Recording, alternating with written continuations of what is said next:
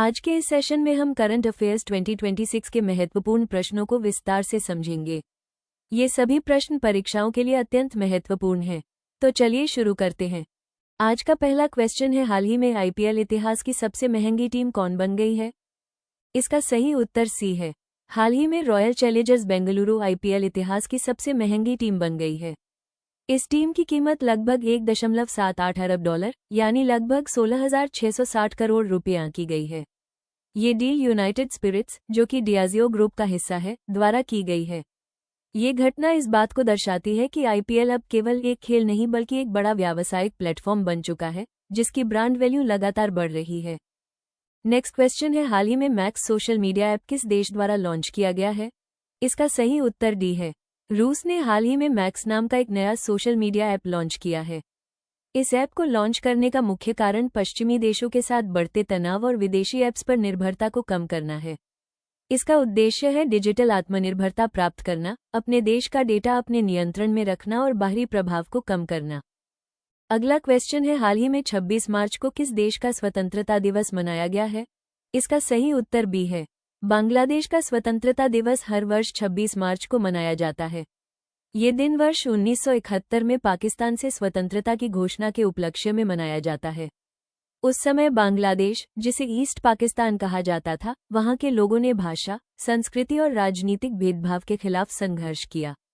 इस आंदोलन का नेतृत्व शेख मुजीबुर रहमान ने किया था और अंततः भारत-पाक युद्ध के बाद बांग्लादेश एक स्वतंत्र राष्ट्र बना। नेक्स्ट क्वेश्चन, हाल ही में पश्चिम एशिया संकट के बीच किस देश ने ऊर्जा आपातकाल घोषित किया है? इसका सही उत्तर सी है। पश्चिम एशिया संकट के बीच फिलीपींस ने ऊर्जा आपातकाल घोषित किया है। इसका मुख्य कारण तेल और गैस की आपूर्ति में बाधा आना है, जिससे ऊर्जा की कमी और कीमतों में वृद्धि देखने को मिल रही है। इस स्थिति से निपटने के लिए सरकार ऊर्जा बचत, वैकल्पिक स्रोतों का उपयोग और आयात नीतियों में बदलाव जैसे कदम उठाती है। नेक्स्ट क्वेश्चन है, हाल ही में भारत की पहली शीत रेगिस्तानी नदी तट बहाली परियोजना कहाँ लॉन्च की गई है? इसका सही आंसर सी है।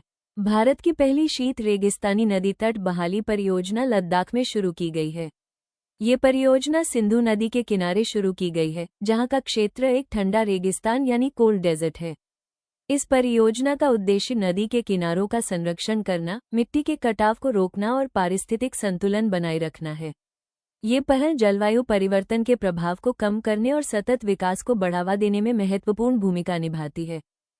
नेक्स्ट क्वेश्चन है, हाल ही में जारी स्काईट्रैक्स विश्व एयरपोर्ट अवार्ड 2026 में कौन दुनिया का सर्वश्रेष्ठ हवाई अड्डा बना है? इसका सही उत्तर बी है। स्काईट्रैक्स विश्व एयरपोर्ट अवार्ड 2026 में सिंगापुर का चांगी एयरपोर्ट दुनिया का सर्वश्रेष्ठ हवाई अड्डा घोषित किया गया है। यह एयरपोर्ट अपनी विश्व स्तरीय सुविधाओं, स्वच्छता, उत्कृष्ट सेवा और यात्री अनुभव के लिए जाना जाता है। चांगी एयरपोर्ट कई बार यह पुरस्कार जीत चुका है, जो इसकी उच्च गुणवत्ता और सेवा स्तर को दर्शाता है। नेक्स्ट क्वेश्चन है, हाल ही में India and Asia traders new bilateral agenda सम्मेलन कहाँ आयोजित किया गया? इसका सही उत्तर है। India and Asia traders new bilateral agenda सम्मेलन का आयोजन रूस की राजधानी मॉस्को में किया गया। इस सम्मेलन का उद्देश्य भारत और एशियाई देशों के बीच व्यापार को बढ़ावा देना और नए आर्थिक समझौतों को विकसित करना है।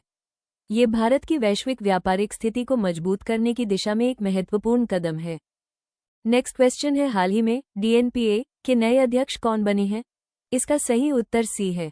डिजिटल न्यूज पब्लिशर्स एसोसिएशन, जिसे डीएनपीए कहा जाता है, के नए अध्यक्ष पुनीत गुप्ता बने हैं। वे टाइम्स इंटरनेट में चीफ ऑपरेटिंग ऑफिसर के पद पर कार्यरत हैं और डिजिटल मीडिया क्षेत्र में उनका महत्वपूर्ण योगदान रहा है। डीएनपीए का मुख्य कार्य डिजिटल समाचार प्लेटफॉर्म्स का प्रतिनिधित्व करना और मीडिया मानकों को बनाए रखना है। नेक्स्ट क्वेश्चन है, हाल ही में उत्तर प्रदेश सरकार ने किसे क्षेत्रीय क्रीड़ा अधिकारी नियुक्त किया है? इसका सही उत्तर बी है। उत्तर प्रदेश सरकार ने रिंकू सिंह को क्षेत्रीय क्रीड़ा अधिकारी नियुक्त किया है। यह निर्णय राज्य में खेलों को बढ़ावा देने और युवा खिलाड़ियों को प्रेरित करने के उद्देश्य से लिया गया है। रिंकू सिंह जैसे खिलाड़ी की नियुक्ति से खेल क्षेत्र में नई ऊर्जा और उत्साह देखने को मिलेगा। आज का हमारा लास्ट क्वेश्चन है, हाल ही में संयुक्त राष्ट्र के हिरासत में लिए गए और लापता कर्मचारियों के साथ एकजुटता का अंतर्राष्ट्रीय दिवस कब मनाया गया है? इसका सही उत्तर बी है। संयुक्त राष्ट्र के हिरासत में लिए गए और लापता कर्मचारियों के साथ एकजुटता का अंतर्राष्ट्रीय दिवस हर वर्ष 25 मार्च को मनाया जाता है।